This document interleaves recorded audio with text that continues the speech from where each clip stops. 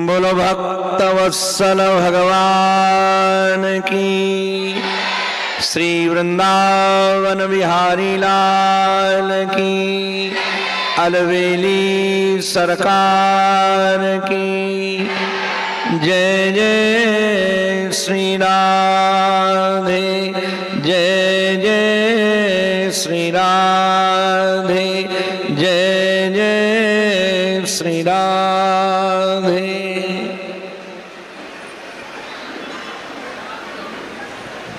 वर्षा ऋतु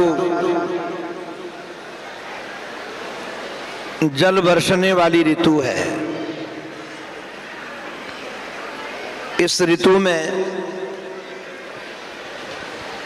जब मेघ बहुत बरसते हैं तो रास्ते लुप्त हो जाते हैं, कहीं पथ नजर नहीं आता कि कहां से निकलें।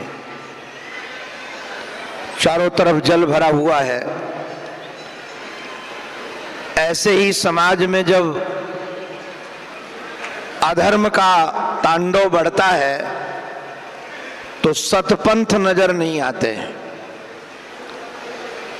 और कोई सतपंथ नजर बताने वाला, दिखाने वाला यदि कोई आ जाए तो हमारा काम बन जाता है। भगवान श्री राघवेंद्र सरकार का अवतार त्रेता में है, चैत्र मास में है, शुक्ल पक्ष में है, नवमी तिथि में है। और श्री कृष्ण का अवतार वर्षा ऋतु में है, भादो मास में है, कृष्ण पक्ष में है, अष्टमी तिथि में है और रात्रि के 12 बजे है। आप लोगों को शायद जानकारी होगी कि चांद का प्रकाश कृष्ण पक्ष और शुक्ल पक्ष में बराबर होता है। लोगों को ये भ्रांति होती है कि एक में ज्यादा एक में कम। प्रकाश दोनों में बराबर है, फर्क इतना है एक की यात्रा अंधकार से प्रकाश की ओर होती है और एक की यात्रा प्रकाश से अंधकार की ओर होती है। शुक्ल पक्ष में चांद धीरे धीरे बढ़ता हुआ पूर्णिमा की ओर बढ़ता है और कृष्ण पक्ष में आप देखेंगे पूर्णिमा से धीरे धीरे धीरे धीरे प्रकाश घटता जाता है। जो पतन का रास्ता है वो उन्नति से नीचे की ओर है और उन्नति का जो रास्ता है वो नीचे से ऊपर की ओर है। तो रात्रि में, और दूसरी बात और ध्यान रखना, कृष्ण पक्ष की जो अष्टमी तिथि है मध्य की तिथि है। इस रात्रि में मध्य में जो चांद होता है पूर्ण अंधकार की ओर होता है और हमारे जीवन में प्रकाश की आवश्यकता तब होती है जब हमारे जीवन में पूर्ण अंधकार हो। और पूर्ण अंधकार में यदि प्रकाश की किरण कोई लेकर आता है तो उसका नाम परमात्मा है। परमात्मा का अवतार रक्षो बधाई व न केवलम विभो मर्त्यावतारस्तु ही मर्त्य शिक्षणम। परमात्मा का अवतार केवल दुष्टों के दलन के लिए नहीं है।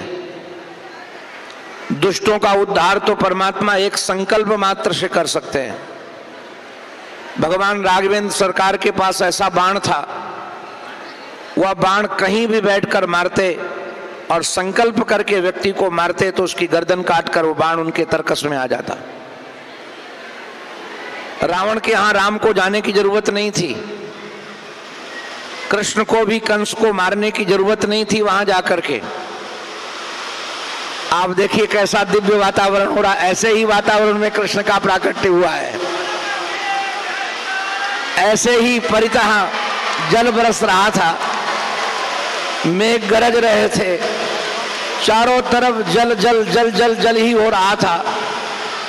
ऐसे में भगवान श्री कृष्ण का अवतार हुआ है। आपको एक सूत्र दे करके मैं आपको संगीत के माध्यम से रस वर्षण की ओर ले जाऊंगा।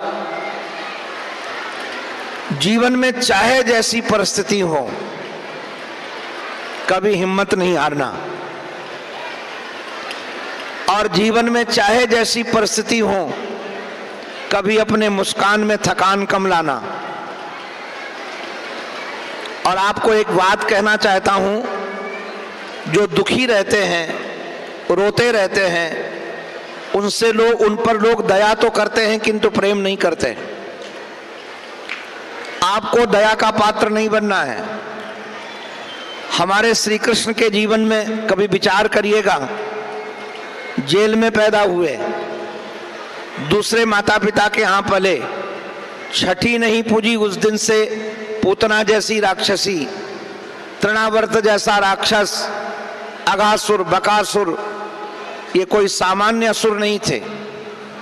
उन असुरों के साथ लड़ते हुए श्याम सुंदर के जीवन में कभी मुस्कान में थकान नहीं पड़ी, सदा मुस्कुराते रहे और जैसे मौका मिला चैन की बंसी बजाई, आनंद में रहे। श्री कृष्ण कभी भय में नहीं रहे हैं, श्री कृष्ण कभी अभाव में नहीं रहे हैं। आप कहेंगे प्रकृति में वस्तुओं का अभाव देने में सामर्थ्य है, किंतु आपके मस्तिष्क में अभाव देने का सामर्थ्य प्रकृति में नहीं है। आप अपने जीवन को मुस्कुराना सिखाएं, आप जीवन को आनंद से भरना सिखाएं। जैसे कभी परिस्थिति आए, बस श्री कृष्ण जैसे एक गीत गुनगुनाए। हमारे श्री कृष्ण के बाल बड़े सुंदर हैं, उनके घुंघराले केश पास हैं, और वह जब चलते हैं तो कई बार उनके आंखों के सामने उनके घुंघराले केश पास लटक जाते हैं। तो जैसे घुंघराले केश पास लटकते हैं, सामने से कुछ दिखाई नहीं देता है, तो भगवान श्री कृष्ण अपने बालों को ऐसे झटक देते हैं ऊपर। हमारे हैं नहीं तो हम भी झटक के दिखा देते, अब है ही नहीं तो भगवान, जैसे कई माताओं के बाल ऐसे लटकते हैं तो झटकती हैं ऐसे, वैसे ये भी एक अदा है जो लोगों को फिदा के होने के लिए किया जाता है। कई लोग समझते हैं बाल स्वाभाविक आते, स्वाभाविक नहीं, उन बालों को छोटा कटवाया जाता है कि पीछे बंधे नहीं और लटके तो हम झटकें और जिससे लोग फिदा हो जाएं। तो इन बालों को ऐसे गोविंद के भी बाल आते थे, तो जैसे आंखों के सामने आते थे दिखता नहीं था तो ऊपर झटक देते थे। मानो भगवान बताना चाहते हैं आपके जीवन में भी कोई आंखों के सामने ऐसी कोई समस्या है जिससे बाहर वाला रास्ता न दिख रहा हो, तो जैसे हम बालों को झटक देते हैं ऐसे आप समस्याओं को झटक करके और मुस्कुराते हुए निकल पड़ो। इस जन्माष्टमी से आपको यही सीखना है, परिस्थिति चाहे कैसी भी हो, हमारी मनस्थिति खराब नहीं होने देंगे। वातावरण चाहे जैसा हो, अपने मुस्कान में कभी हम थकान नहीं लाने देंगे। अगर इस भाव से आप जन्मोत्सव मनाएंगे तो रियल यदि हीरो दुनिया में कोई है तो केवल हमारे श्री कृष्ण हैं, और तो सब जीरो हैं। ये रियल हीरो है कृष्ण, अपने वास्तविक जिंदगानी में हीरो हैं। ये तो पर्दे पर हीरो लोग बनते हैं, केवल एक एक डायलॉग कितने समय से रटते हैं, एक एक सीन देने के लिए कितने वर्षों तैयारी करते हैं, महीनों, सब बनावट होता है। और हमारे श्री कृष्ण का जीवन रियल जीवन है, कोई बनावट नहीं है। और ऐसे हीरो ही समाज के हीरो होने चाहिए, और तो सब जीरो होने चाहिए। तो अपने हीरो का जन्मोत्सव आप लोग मनाने आए हो, और हीरो के गीत भी गुनगुनाओ। हीरो का गीत है गीता, उनका गीत है गीता, आप गीता गुनगुनाओ। अपने जीवन में समस्याओं को कभी ठहरने दो, सदा मुस्कुराते रहो। आपका जीवन आनंद से परिपूर्ण हो, उत्साह से परिपूर्ण हो। आप सबके जीवन में यह जन्माष्टमी सचमुच में उत्सव लाए। इसी बधाई के साथ आप सबको हमारे लाला के जन्म की लाखों लाखों बधाई। बोलो नंद के लाला की।